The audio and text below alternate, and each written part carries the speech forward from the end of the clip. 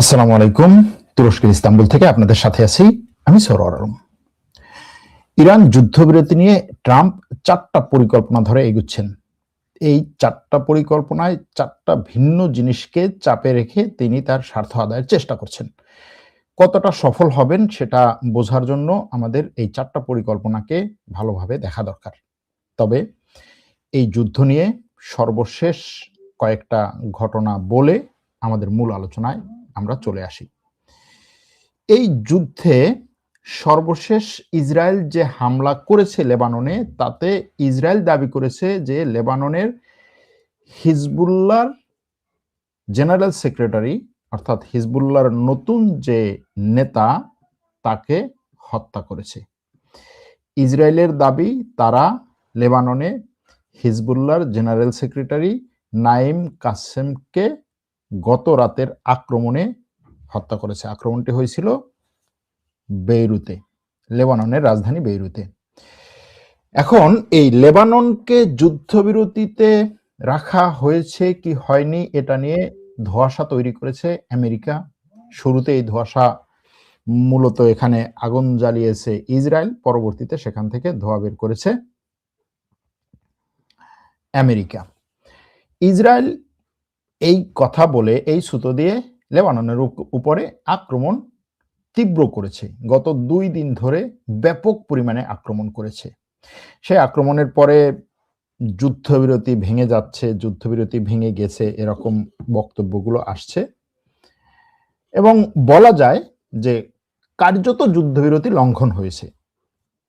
কারণ যুদ্ধবিরতিতে লেবাননকে রাখা হয়েছে, এটা পাকিস্তান বাস্তবভাবে পাকিস্তান স্পষ্ট করেছে, এটা ইরানের দাবিগুলো স্পষ্ট করেছে, এটা মার্কিন গণমাধ্যমে স্পষ্ট করেছে। কিন্তু যেটা হয়েছে, ইসরায়েল বলছে লেবাননে আমার আক্রমণ করতে হবে, আমেরিকা বলছে আচ্ছা ঠিক আছে, তাইলে আর কি করা, তুমি যেহেতু আক্রমণ করতে চাও আমি তোমাকে ঠেকাতে পারবো না, আক্রমণ করো।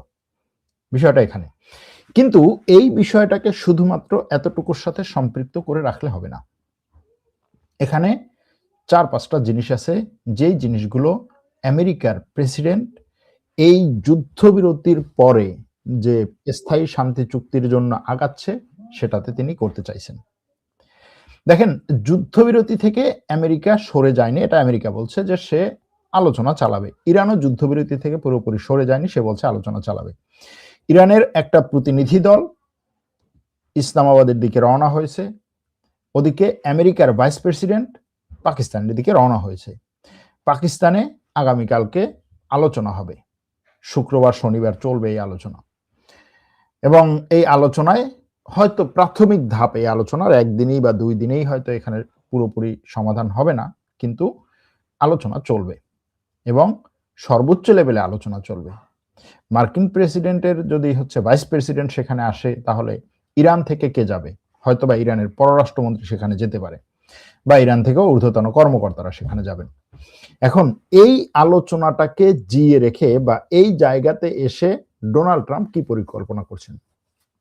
দেখেন, একটা জিনিস আমরা গতকাল থেকে বলে আসছি, সেটা কি, যে যুদ্ধবিরতি কাজ করছে কিনা, যুদ্ধবিরতি লঙ্ঘন হচ্ছে কিনা, যুদ্ধবিরতি চলছে কিনা, যুদ্ধবিরতি ভঙ্গ হচ্ছে কিনা।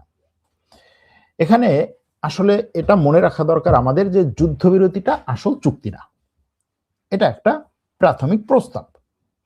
এখন এই প্রস্তাবে আমেরিকা এখনো পর্যন্ত, বিশেষ করে ডোনাল্ড ট্রাম্প এখনো পর্যন্ত এই প্রস্তাবের পক্ষে অর্থাৎ যুদ্ধবিরতির পক্ষে লড়াই করে যাচ্ছেন। কিরকম লড়াই করে যাচ্ছেন? তিনি কি ইসরায়েলকে থামাচ্ছেন? ইসরায়েলকে থামাচ্ছেন না, কিন্তু তিনি লড়াই করছেন তার দেশের মধ্যে, তার দেশের গণমাধ্যম, তার দেশের জনমতের বিরুদ্ধে এখন তিনি লড়াই করছেন। কারণ ট্রাম্প এখন এমন একটা পর্যায়ে পড়েছেন, এমন একটা অবস্থায় পড়েছেন, তিনি যেটাই বলছেন জনগণ সেটাই বিশ্বাস করছে না, তিনি যেটাই বলছেন জনগণ সেটারই বিরুদ্ধে যাচ্ছে, জনমত সেটারই বিরুদ্ধে যাচ্ছে। এরকম একটা অবস্থায় যে ভাই তোরে এত কিছু করলাম, তারপরে তোদের মন পাইলাম না। কারণ সে মিথ্যা বলতে বলতে এমন একটা জায়গায় চলে আসছে, জনগণ এখন তার কোনো কথাই বিশ্বাস করছে না। সে বলছে যে যুদ্ধবিরতির যে প্রস্তাবগুলো আসছে আমাদের কাছে, সেই প্রস্তাবগুলো বাস্তবিক এবং সেই প্রস্তাবগুলো নিয়ে আমরা আলোচনা করবো, সেটা তোমরা জানোই না। এখন তিনি এই যুদ্ধবিরতির প্রস্তাবগুলোতে কি কি জিনিসকে সামনে নিয়ে আসার চেষ্টা করছেন? তিনি এটাকে জীবনের শ্রেষ্ঠ চুক্তি হিসাবে বানানোর চেষ্টা করছেন। জীবনের জন্য সবচেয়ে বড় একটা চুক্তি হয় তার পক্ষ থেকে, সেটার তিনি চেষ্টা করছেন এবং এটা নিয়ে তিনি পরবর্তীতে ব্যাপক পরিমাণে ভাইব তোলারও চেষ্টা করবেন। এখন দেখেন, এই যুদ্ধবিরতির ঘোষণা আসার পরে ট্রাম্প যে টুইটগুলো করেছে তার যদি একটু ডিকোডিং করি তাহলে কি আসে, সেগুলো একটু ডিকোডিং করা দরকার।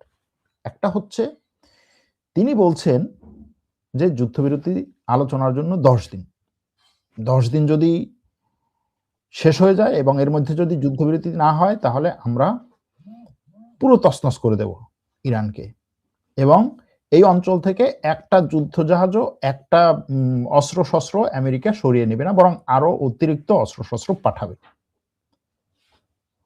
এবং ট্রাম্প যে পাগলামি করতে পারে, ইরানের বিভিন্ন জায়গায় যে হামলা করতে পারে, সেই হামলা যে ঠেকানোর ক্ষমতা ইরানের নাই, এটা সবাই জানে।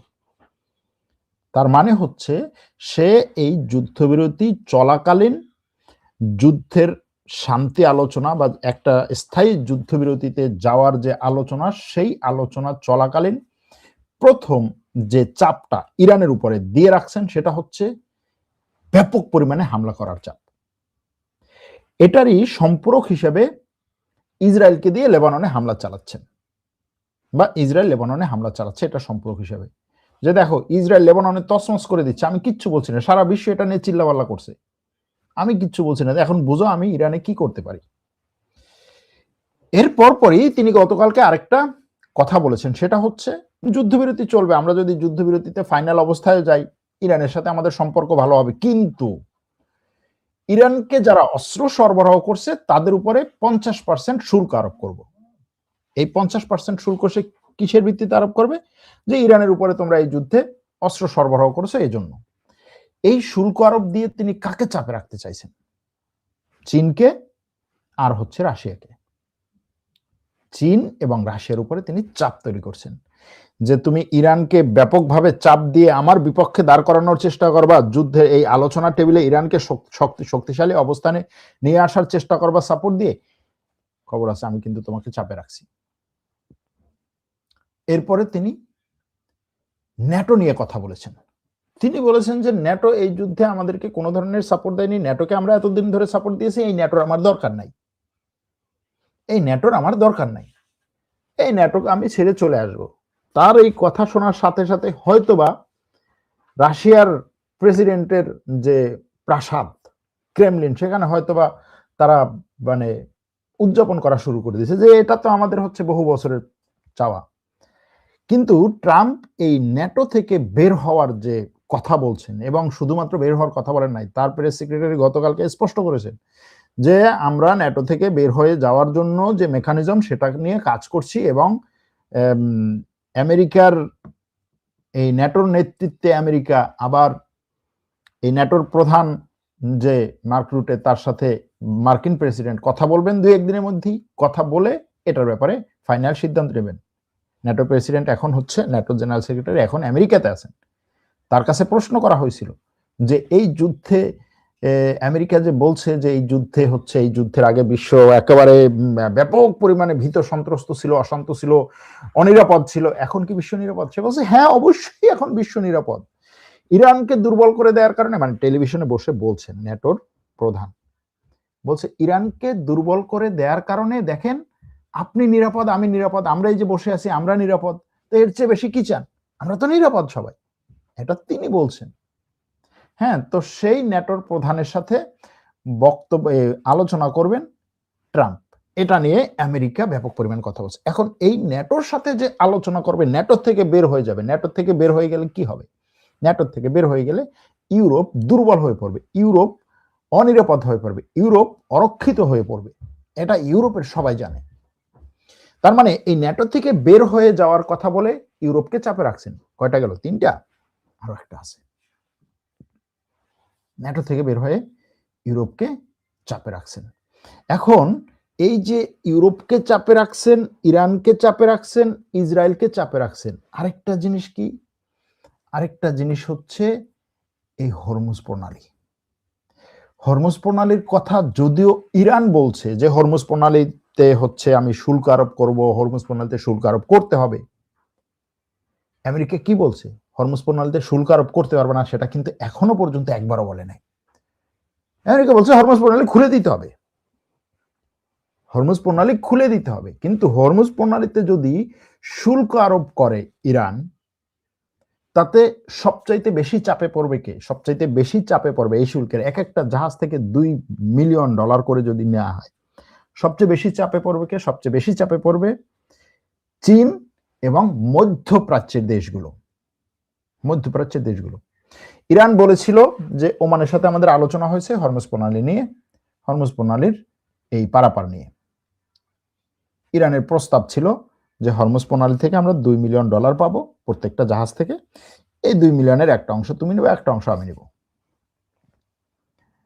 ওমানের বাণিজ্য মন্ত্রী গতকালকে বলেছেন যে হরমুজ প্রণালীর পারাপারে নিরাপত্তা এখন একটা বিষয়, নিরাপত্তা নিয়ে সবাই শঙ্কিত, এটা একটা সিরিয়াস বিষয়। কিন্তু হরমুজ প্রণালী দিয়ে জাহাজের কাছ থেকে যে টোল আদায়ের চিন্তা ভাবনা, এই চিন্তা ভাবনাটা সঠিক না। তিনি বলছেন কেন সঠিক না? এর কারণ হচ্ছে দুটো। এক, এরকম টোল আদায় শুরু হলে এই মধ্যপ্রাচ্যের দেশগুলো পারস্য উপসাগর থেকে যে পরিমাণ তেল গ্যাস বিক্রি করে লাভ করেছে বা যে পরিমাণ তেল গ্যাস বিক্রি করতে পেরেছে, সেখান থেকে তাদের লভ্যাংশ কমে যাবে। এক। দ্বিতীয় হচ্ছে, যদি এই হরমুজ প্রণালী থেকে টোল আদায় শুরু হয় এবং সেটাতে আমরা যদি স্বীকৃতি দিই এবং আমরা যদি সেটার সাথে যুক্ত হই, তাহলে আমরা আন্তর্জাতিক একটা বড় আইনের লঙ্ঘন করব। আইনটা কি? আইনটা ইংরেজিতে বলা হয় হচ্ছে সাগরের আইন, ল অফ সি, এরকম খুব সম্ভবত, যেটাকে আরো একটু স্পষ্টভাবে বলা যেতে পারে জাতিসংঘের UNLOC অথবা LOW।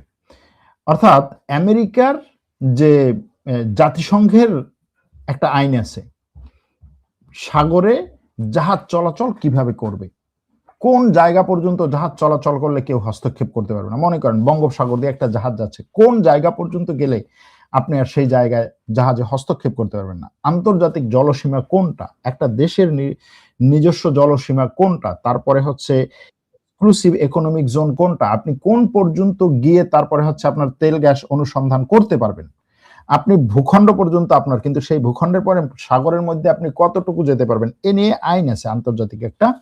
সেই আইন অনুযায়ী এই যে জাহাজ চলাচলের যে বিষয়টা, যে জাহাজগুলো যে যাবে বিভিন্ন প্রণালীর মধ্য দিয়ে যেতে হয়, মালাক্কা প্রণালীর মধ্য দিয়ে যেতে হয়, জিব্রাল্টার প্রণালীর মধ্য দিয়ে যেতে হয়, তারপরে হচ্ছে বসফরাস প্রণালীর মধ্য দিয়ে যেতে হয়, এরপরে এই কি বলে বাব আল মানদেব প্রণালীর মধ্য দিয়ে যেতে হয়, তারপরে হচ্ছে এখানে ইরানের এই জায়গায় হরমুজ প্রণালীর মধ্য দিয়ে যেতে হয়। এই যে জাহাজ চলাচল বিভিন্ন প্রণালীর মধ্য দিয়ে যাওয়া, এটাতে কি রকম হবে, এখানে কে কন্ট্রোল করবে এবং কে এই জায়গা থেকে টোল আদায় করবে। তো সেই আইনে বলা হয় যে যেই সমস্ত প্রণালী আল্লাহ প্রদত্ত, আল্লাহর সৃষ্টি, সেই সমস্ত প্রণালী থেকে কেউ টোল আদায় করতে পারবে না। কারণ কি? কারণ হচ্ছে এই প্রণালীগুলো সাগরের মতোই, যেমন সাগরের কোনো নির্দিষ্ট মালিকানা নাই, প্রণালীগুলোর এরকম। এজন্য যে কোনো সাগরে যে কেউ ঢুকতে পারবে, কাউকে কোনো সাগরে ঢোকা থেকে বিরত রাখা যাবে না। এই জন্য দেখবেন যে কৃষ্ণ সাগরে আমেরিকা এসে ঢুকতে পারে নির্দিষ্ট দিনের জন্য, সেটা ঠিক আছে, কিন্তু ঢুকতে পারে। এজন্য আমেরিকা বলছে যে আমি ক্যাসপিয়ান হ্রদকে হ্রদ বলতে চাই না, আমি বলতে চাই এটা সাগর, কারণ সাগর হলে ওখানে আমি ঢুকতে পারবো ওই আইনের অধীনে। আর এই ক্যাসপিয়ান হ্রদের আশেপাশের যে দেশগুলো আছে তাদের কথা হচ্ছে এটা হ্রদ, এখানে আমেরিকা ঢুকতে পারবে না। হ্রদ থাকতে হ্রদের আশেপাশে যারা আছে হ্রদের আইন ভিন্ন, হ্রদ সাগর আইনে পড়ে না। এখন ওমানের কথা হচ্ছে আমি এই যে আন্তর্জাতিক জলসীমা আইন যেটা, সেটাতে আমি স্বাক্ষর করার কারণে আমি এখন যদি ইরানের সাথে হরমুজ প্রণালীর এই চুক্তিতে যাই, তাহলে হচ্ছে আমি এই আইনের লঙ্ঘন করেছি।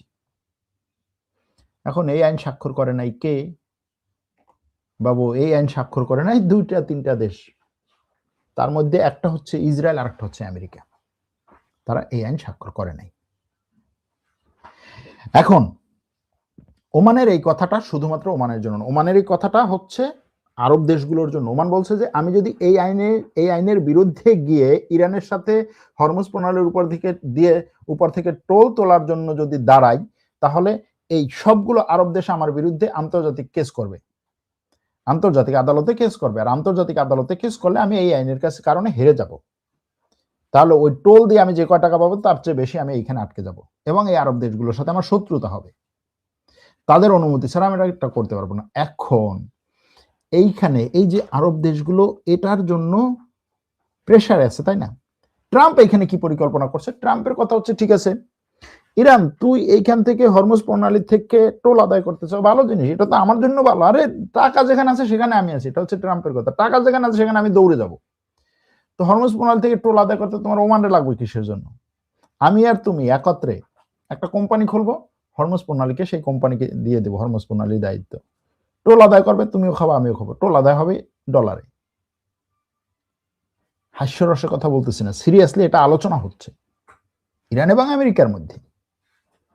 এবং একটা সময় পরে যদি এটা এরকম হয়ে যায় যে ইরান এবং আমেরিকা আলোচনা করে হরমুজ প্রণালীতে একটা যৌথভাবে একটা মেকানিজম তৈরি করেছে এবং হরমুজ প্রণালী থেকে যাওয়া প্রত্যেকটা জাহাজের জন্য টোল আদায় করবে, তখন এটার বিরুদ্ধে কেউ কথা বলতে পারবে না। এখন এই যে ট্রাম্প চারটা বিষয় নিয়ে চারটা ভিন্ন গ্রুপকে প্রেসারে রাখছে, হরমুজ প্রণালীর টোল আদায় ব্যাপারে কাকে প্রেসারে রাখছে? মধ্যপ্রাচ্যের দেশগুলোকে। যে ভাই যুদ্ধবিরতিতে আমি ইরানের সাথে বসছি, তুমি যদি ইরানের পক্ষে কোনো টুটা শব্দ করো খবর আছে। ইউরোপকে বলছে তোমরা এই গ্রিনল্যান্ডকে নিয়ে যে কাহিনী আমার সাথে করছো, ইরানের বিষয় নিয়ে আমার পাশে দাঁড়াও নাই, এখন আবার ইরানের পক্ষে বড় বড় বক্তব্য দিচ্ছ, আমি ন্যাটো থেকে বের হয়ে যাব, বুঝবা তখন অবস্থা। এখন এই যে ন্যাটো থেকে বের হয়ে যাওয়া, এটা সম্ভব কিনা, কতটা বাস্তব, যদি সেই আলোচনায় আসি, সেখানে কিছু আছে লিগ্যাল আলোচনা, কিছু আছে পলিটিক্যাল আলোচনা। লিগ্যাল আলোচনাতে হচ্ছে আমেরিকা ন্যাটো থেকে বের হয়ে যেতে পারে, কিরকম? ন্যাটোর আইন অনুযায়ী, ন্যাটোর ধারা অনুযায়ী, ন্যাটোর যে মানে গঠনতন্ত্র সেটা অনুযায়ী কোনো একটা দেশ যদি ন্যাটো থেকে বের হয়ে যেতে চায়, সে ন্যাটোর প্রধান হিসেবে আমেরিকার কাছে লিখিত আবেদন করবে যে ভাই আমি ন্যাটো থেকে বের হয়ে যেতে চাই। আমেরিকা ওই আবেদন না করার কিছু নেই, আমেরিকা আবেদনটা নিয়ে বসে থাকবে, ওকে ঠিক আছে তুমি আবেদন করছো আমি পাইছি, 1 বছর পরে ওই দেশ অটোমেটিক ন্যাটো থেকে বের হয়ে যাচ্ছে, বেশ এতটুকুই শেষ। এখন আমেরিকার ন্যাটো থেকে বের হয়ে যাওয়া মানে কি? আমেরিকার কাছে আবেদন করবে, 1 বছর পরে ন্যাটো থেকে বের হয়ে যাবে, তাই না? এই এখন এইখানে ন্যাটোর আইনে কোনো পরিবর্তন নেই, কিন্তু পরিবর্তন হয়েছে বিভিন্ন দেশের আইনে, যে বিভিন্ন দেশ আন্তর্জাতিক বিভিন্ন চুক্তিগুলোকে কিভাবে আইনে পরিণত করে, কিভাবে সেই চুক্তিগুলো বাস্তবায়ন করে।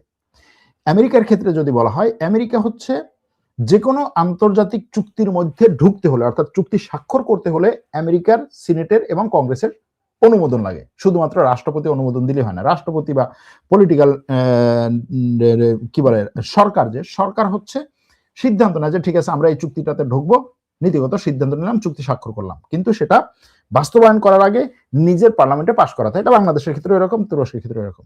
এখন আমেরিকার ক্ষেত্রে চুক্তি থেকে বের হয়ে যাওয়ার জন্য এই ধরনের কোনো নিয়ম নাই, যে চুক্তি থেকে বের হয়ে যাওয়ার জন্য, যে কোনো একটা আন্তর্জাতিক চুক্তি থেকে বের হয়ে যাওয়ার জন্য সিনেটের অথবা কংগ্রেসের অনুমোদন লাগবে, পার্লামেন্টের অনুমোদন লাগবে, এরকম কিছু নেই। রাষ্ট্রপতি চাইলে চুক্তি থেকে বের হয়ে যেতে পারে, এবং এরকমটা হয়েছে নিক্সনের সময়, এরকম একটা ঘটনা ঘটেছে। খুব সম্ভবত থাইল্যান্ডের সাথে একটা চুক্তি থেকে তিনি বের হয়ে গেছিলেন, বের হয়ে গেছে, শেষ। এখন ট্রাম্পও এই কথা বলছে যে চুক্তি থেকে আমি চাইলে বের হয়ে যাব, এখানে কারো কোনো কিছু নাই। এবং এটা ট্রাম্প আজকে বলছেন, এটা ট্রাম্প 2015 সালে 16 সালে যখন তিনি ক্ষমতা এসেছেন, তিনি বলেছেন ন্যাটো থেকে আমি বেরিয়ে যাবো, ন্যাটো আমার দরকার নাই। তো সে ক্ষমতা থেকে চলে যাওয়ার পরে, অর্থাৎ 2016 থেকে 20 সাল পর্যন্ত ক্ষমতা থাকার পর 20-এ চলে যাওয়ার পরে বাইডেনের সময়ে আমেরিকার কংগ্রেস একটা কাজ করেছে, তারা এই ন্যাটোর জন্য স্পেশাল একটা আইন করেছে। তারা বলছে যে ঠিক আছে, অন্য যত চুক্তি আছে সেই সমস্ত চুক্তি থেকে রাষ্ট্রপ্রধান চাইলে বের হয়ে যেতে পারবে, কিন্তু ন্যাটো থেকে বের হওয়ার জন্য, স্পেশালি ন্যাটো থেকে যদি আমেরিকা বের হয়ে যেতে চায়, তাহলে সিনেটের 2/3 মতামত লাগবে, অর্থাৎ সেখান থেকে অনুমোদন লাগবে, অথবা এটা কংগ্রেসে পাশ করাতে হবে। এই জায়গায় গিয়ে ট্রাম্প আটকে যাচ্ছে, সে আসলে ন্যাটো থেকে ওই আইনের কারণে খুব সহজে বের হতে পারবে না। সিনেটে 2/3 অনুমোদন পাবে কিনা এটা বড় একটা সন্দেহের ব্যাপার। আবার কংগ্রেস থেকে এটা পাশ করানো তার জন্য কঠিন ব্যাপার। কিন্তু কিন্তু কি করতে পারবে? সে যেটা করতে পারবে সেটা হচ্ছে ন্যাটোকে অকেজো করে ফেলতে পারবে। ন্যাটোকে অকেজো করে রাখতে পারবে। ন্যাটোকে অকেজো করে রাখা কি? সে বলবে ঠিক আছে, ন্যাটোর যে 5 নম্বর আর্টিকেল আছে, ন্যাটোর 5 নম্বর ধারা, যেই ধারা অনুযায়ী যে কোনো ন্যাটো দেশের উপরে যদি কোনো আক্রমণ হয় তাহলে আমি সাপোর্ট দেব, আমি ওই ধারা মানব না। বলবে ওই ধারা আমি মানব না। এখন মানবে না মানবে সেটার চেয়ে যদি একজন রাষ্ট্রপ্রধান, যেই দেশটা ন্যাটোর সবচেয়ে বড় শক্তি, যেই দেশটাই মূলত সবাইকে বলছে যে তুমি ন্যাটোর মধ্যে আসো তোমাকে আমি নিরাপত্তা দেবো, তুমি ন্যাটোর মধ্যে আসো তোমাকে আমি নিরাপত্তা দেবো। এই যে ফিনল্যান্ড, এখন হচ্ছে ফিনল্যান্ড কান্নাকাটি করতেছে, ফিনল্যান্ড এখন কান্নাকাটি করতেছে ন্যাটোতে ঢোকার কারণে। কেন জানেন? কারণ হচ্ছে ন্যাটো থেকে ফিনল্যান্ড কিচ্ছু এক্সট্রা পায় নাই, এক্সট্রা কিচ্ছু পায় নাই। কারণ ফিনল্যান্ডের উপরে এই রাশিয়ার আক্রমণের কোনো সম্ভাবনা ছিল না। শুধুমাত্র ওই সময় এই ইউক্রেন যুদ্ধের সময় রাজনৈতিক একটা সিচুয়েশন ক্রিয়েট করা হয়েছিল, ফিনল্যান্ড ন্যাটোর মধ্যে ঢুকেছিল। এখন ফিনল্যান্ড ন্যাটোর মধ্যে ঢোকার কারণে রাশিয়া ফিনল্যান্ডে তেল গ্যাস বিক্রি বন্ধ করে দিয়েছে। ফিনল্যান্ড এখন তেল গ্যাসের জন্য কান্নাকাটি করতেছে, সহজ কথা যেটা। তো এই যে দেশগুলো, এই দেশগুলোকে কেন নিয়ে আসা হয়েছে? আমেরিকা নিরাপত্তা দেবে। তোমার যদি কিছু হয় নিরাপত্তা দেবে আমেরিকা। এখন সেই আমেরিকা যদি বলে আমি নিরাপত্তা দেব না, সে দেখবা না দেখ, সেই রাষ্ট্রপ্রধান যদি বলে আমি নিরাপত্তা দেব না, এবং সে যদি এই ন্যাটোর সদস্য দেশে যে পরিমাণ অস্ত্র এবং সৈন্য মোতায়েন করেছে, এটা তো আর ন্যাটোর ধারা অনুযায়ী না, এটা তো হচ্ছে রাজনৈতিক সিদ্ধান্ত। সে সেই সৈন্যগুলোকে কমিয়ে দিল, সে সেই সৈন্যগুলোকে অস্ত্রগুলোকে সরিয়ে নিল। যেমন কালকে বলেছে কি, যে আমি ন্যাটোর যেই সমস্ত দেশ এই যুদ্ধের সময় আমাদেরকে ইতিবাচক সংকেত দিয়েছে, আমাদেরকে সাপোর্ট দিয়েছে, আমি ওই সমস্ত দেশে ন্যাটোর সেই সব দেশ থেকে সৈন্য এবং অস্ত্র সরিয়ে নেব যে সব দেশ আমাকে এই মুহূর্তে এই সময় সাপোর্ট দেয় নাই। এখন বুঝেন, এই সময় যে সব দেশ সাপোর্ট দেয় নাই তাদের কাছ থেকে সৈন্য সরিয়ে নেবে, অস্ত্র সরিয়ে নেবে, তাদেরকে দুর্বল করবে, তাদেরকে বাঘের মুখে ফেলে যাবে। তো সেই ন্যাটো থাকা আর না থাকা তো তখন একই জিনিস। এই যে চাপ, এই চাপগুলো জাস্ট হচ্ছে টুইট না, এই চাপগুলো হচ্ছে সুপরিকল্পিত প্রেসার এই যুদ্ধবিরতি চলাকালীন। এবং এগুলোর মাধ্যমে ট্রাম্প এই যে যুদ্ধ স্থায়ী শান্তি চুক্তির আলোচনা, এই স্থায়ী শান্তি আলোচনাতে তিনি সর্বোচ্চটা পাওয়ার চেষ্টা করছেন। তার সর্বোচ্চটা কি? ইরানের রেজিম চেঞ্জ তার মাথার মধ্যে নাই, মাথা ব্যথা না এটা নিয়ে। এটা একেবারে যুদ্ধের শুরুতে বলছে, ইরানের রেজিম চেঞ্জ তার মাথা ব্যথা না। ইরানের রেজিম চেঞ্জ মাথা ব্যথা হতে পারে হয়তো ইসরায়েলের জন্য, ইরানে তার মাথা ব্যথা হচ্ছে যে আমি আমার মনের মতো একটা সরকার পাই কিনা, অথবা ইরানের বর্তমান যে সরকার আছে সে আমাকে ওইখানের খাবারে ভাগ বসাতে দিবে কিনা, ওইখানের খাওয়ায় ভাগ বসাতে দিবে কিনা। এখন যদি হরমুজ প্রণালী নিয়ে ইরানের সাথে একটা চুক্তি হয়, এরপরে ইরানের যে সমস্ত অবকাঠামো ধ্বংস করা হয়েছে, আমেরিকা বলছে আমরা একটা জয়েন্ট ভেঞ্চার করতে পারি, সেখানে হচ্ছে এই সমস্ত অবকাঠামো কি বলে, এইসব অবকাঠামোতে হচ্ছে আমরা করতে পারি।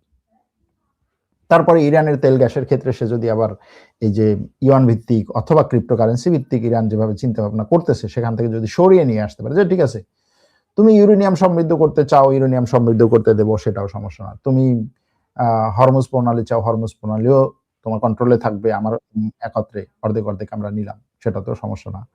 তেল গ্যাস বিক্রির ক্ষেত্রে তোমার তেল গ্যাসের কোম্পানিগুলোকে আরো মডার্নাইজ করব, আমার দেশের কোম্পানিগুলোকে নিয়ে, তারপরে হচ্ছে ব্যাপক পরিমাণে তুমি তেল গ্যাস পাবা। এখন বিষয়টা হচ্ছে ইরান এগুলোতে যাবে কিনা সেটা একটা প্রশ্ন, কিন্তু এই যে যাবে নাকি যাবে না এইটা আপনি আমি এই মুহূর্তে বলতে পারছি না। কেন বলতে পারছি না জানেন? কারণ হচ্ছে রাষ্ট্রগুলো স্বার্থের জন্য চিন্তা করে, হোক সেটা ইরান, হোক সেটা সৌদি আরব, হোক সেটা অন্য কেউ। ইরান বলছে কি, লেবাননে যদি আক্রমণ হয় আমি হরমুজ প্রণালী বন্ধ করে দেবো। হরমুজ প্রণালী বন্ধ করে দেওয়া মানে হচ্ছে চুক্তি শেষ করা। তো আজকে কেন তুমি চুক্তির জন্য উড়ে উড়ে যাচ্ছ? লেবাননে হিজবুল্লাহর প্রধানকে হত্যা করার কথা ঘোষণা করেছে, যে হত্যা করেছে বলে দাবি করেছে ইসরায়েল। আর এই সমস্ত ক্ষেত্রে ইসরায়েল যে দাবিগুলো করে সেই দাবিগুলো বেশিরভাগ ক্ষেত্রে হচ্ছে বাস্তব হয়, দুর্ভাগ্যবশত হলেও বাস্তব হয়। ইরান বলেছিল যে কোনো যুদ্ধবিরতিতে আমি যাব না, যতক্ষণে হচ্ছে স্থায়ী শান্তি চুক্তি না হবে ততক্ষণে আমি যুদ্ধবিরতিতে যাব না। তো স্থায়ী শান্তি চুক্তি তো হয় না, সে তো যুদ্ধবিরতিতে গিয়েছে।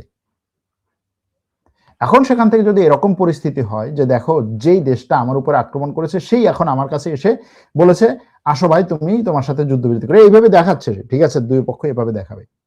কিন্তু ইউরেনিয়াম নিয়ে যদি এরকম হয় যে ইরান একটা নির্দিষ্ট লেভেল পর্যন্ত ইউরেনিয়াম সমৃদ্ধ করবে, এর উপরে আর যেতে পারবে না, ধরেন 25% পর্যন্ত, 60% পর্যন্ত যেতে পারবে না, 60% থাকা ইউরেনিয়াম গুলো অন্য দেশে যাবে, এবং এই ইরানের পরমাণু ভিত্তিক বিদ্যুৎ প্রকল্পগুলোর জন্য যে পরিমাণ ইউরেনিয়াম দরকার সব হচ্ছে ইরান এবং আমেরিকার একটা কোম্পানি একত্রে এনে দিবে যদি এটা হয়। অর্থাৎ শাহের আমলের আগে ইরানকে যে ইরানের এই পেট্রোল কোম্পানিগুলোকে, কেমিক্যাল কোম্পানিগুলোকে যে জাতীয়তাকরণ করা হয়েছিল সেটার আগের যে অবস্থা, অর্থাৎ ইরানের এই জিনিসগুলোতে ভাগ বসাতে চায় আমেরিকা। সহজ কথা, যেটা হয়তো তেল বা পেট্রোল কোম্পানিগুলো ঠিক আছে ভাই তুমি এটা জাতীয়তাকরণ করেছো, এটা হচ্ছে তোমার সিম্বল, এটাকে তুমি হচ্ছে বেসরকারি করতে পারবে না, এটার মধ্যে আমরা ভাগ বসাতে পারবো না, কিন্তু এটার আশেপাশে যেগুলো আছে যেগুলো সহজে বড় করে চোখে পড়বে না সেইগুলোতে আমাকে ভাগ বসাতে দাও। আমেরিকা এটা চাইছে এবং এটা করার জন্য সে উঠে পড়ে লেগেছে। ইরানের সাথে এখন তার আলোচনা হবে আগামীকালকে, আগামী পরশুদিন। সেই আলোচনায় আমেরিকার ভাইস প্রেসিডেন্ট, ইরানের শীর্ষ কর্মকর্তারা বসবে এবং তারা এই জায়গাতে এসে একটা সমঝোতায় পৌঁছতে চাইবে। এখানে ইরানের শর্তগুলো তো মোটামুটি জানা, আমেরিকার শর্তগুলো কিন্তু স্পষ্ট না, এইখানে অনেক ঘাপলা আছে।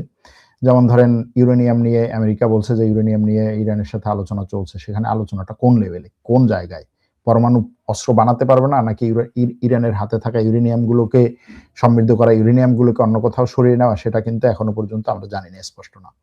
এরপরে হচ্ছে আমেরিকার কথা হচ্ছে আমি তোমার উপর থেকে সব নিষেধাজ্ঞা তুলে নেব, কোনো সমস্যা না, তোমার শুধু নিষেধাজ্ঞা তুলে না তোমার বাজারকে, তোমার বাণিজ্যকে আমি আরো বেশি সুপার ডুপার করে দেব, কিন্তু শর্ত হচ্ছে তোমার এই প্রক্সি সংগঠনগুলোর উপর থেকে ক্ষমতা সরাতে হবে, এদের সাথে কোনো যোগাযোগ রাখবে না, এদেরকে কোনো ধরনের সাপোর্ট দিতে পারবে না। এখন এই প্রক্সি সংগঠনকে সাপোর্ট দেয়া আর হচ্ছে প্রক্সি সংগঠনের সাপোর্ট না দেয়া আর প্রক্সি সংগঠন না থাকা দুটো প্রায় একই রকম, তাই না? এখন সে যে বলবে যে আমি সাপোর্ট দিব না, সেটা সে হয়তো বলতে পারবে না, কিন্তু হিজবুল্লাহ যদি শেষ হয়ে যায়, দেখেন হিজবুল্লাহর বর্তমান প্রধানকে যদি হত্যা করা হয়, হিজবুল্লাহর গত 2 দিনে ইসরায়েলের যে আক্রমণ তাতে যদি হিজবুল্লাহর একটা বড় অংশ ধ্বংস করা হয়, তারপরে সাপোর্ট দেয়া না দেওয়ার মধ্যে পার্থক্য কতটুকু? যেমন ধরেন এখন হামাস সম্পর্কে তেমন কোনো বক্তব্যই নেই, হামাসকে কে সাপোর্ট দিচ্ছে, কোথায় আছে, কতটুকু আছে, বহুলাংশে ধ্বংস করে দেওয়া হয়েছে। তো এই যে ট্রাম্পের এবং আমেরিকার কিছু কূটনৈতিক চাল, এই কূটনৈতিক চালের বিরুদ্ধে এই যুদ্ধের পরে ইরান কি ধরনের কূটনৈতিক চাল এই যুদ্ধবিরতি নিয়ে করে দেখা যাক।